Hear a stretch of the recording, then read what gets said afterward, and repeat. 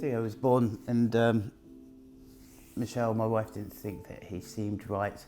And when he was born was one of the student nurse or the student strike. So there was a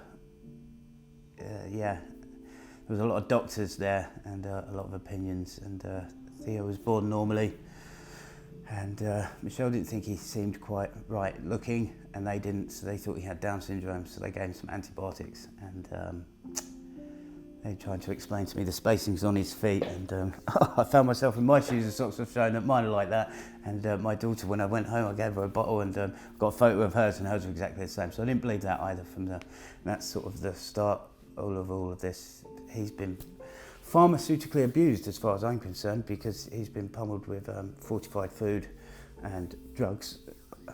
Even though some are barely worth calling drugs, according to the professionals, from the outset. So we come out of hospital and then had to go back in a couple of days because he was yellow and needed to go in the billy bed, and he was struggling to feed as well.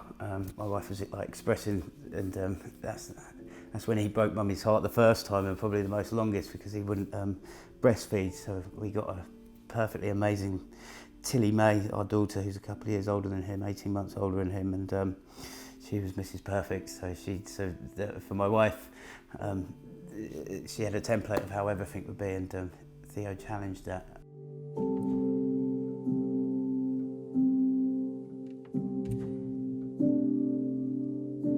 He just didn't grow from the outset. He wasn't growing properly, but I've learnt a lot now, and I understand a lot of the terms now. He was failing to thrive and failing to develop, but almost from the get-go. And they run all of his tests, they checked all of his chromosomes, so we've been worrying about him almost from the moment that he's been born, and all of those things come back negative. No anomaly, everything's there. So.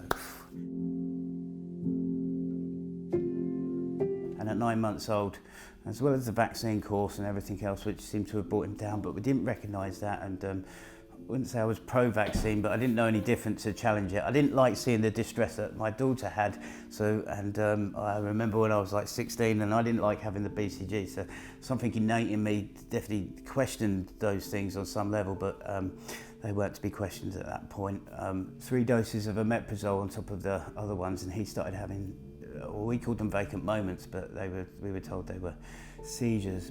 We ended up in East Surrey Hospital, we had about a week and a bit in there, and then transferred after we he just kept on getting worse. The seizures kept on coming, seizures that they were called, kept on coming more and more. So we ended up East Surrey for a week or so and getting worse and worse, and then we end up at St George's Hospital. We fought to get him there, and I'll never forget that. It was a big hospital, 3.5 months in there. He just kept on getting worse and worse, all of the drugs, and they'd put a new drug on him and they'd say, well, we got to give it a week to 2 weeks for his body to get used to the drug and all the rest of it. Remember that statement, because there's an irony in that. Maybe I should say that now. When you give plant-based vitamins, for Theo, we saw results within an hour pickup, because the body absorbs these things, whereas you're forcing stuff onto it. But sorry, that's my rant.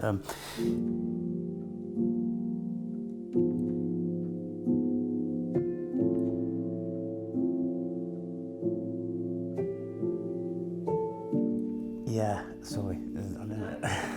What you're saying is great. By this time, it was pretty obvious to me that the diaphragm suffered the consequence after a brain injury, and that if the damage was done to the emotional centers of the brain, you would be tending to breathe more apothoracically, because that would short circuit and produce this.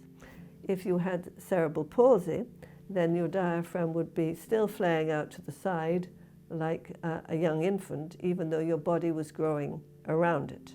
So I had to think of a way of addressing the children's breathing, which was not to do with exercise, because they couldn't do it, was not to do with creating stress in the child by asking them to do something, and was not going to interfere with their emotional life. And then suddenly, having thought of all sorts of other things, some mechanical things which didn't work, I just had a picture of these gentle pressures of the lungs against the diaphragm, and the picture in my head that I'd seen so long ago. And I thought, it's the pressures. I have to replicate those pressures.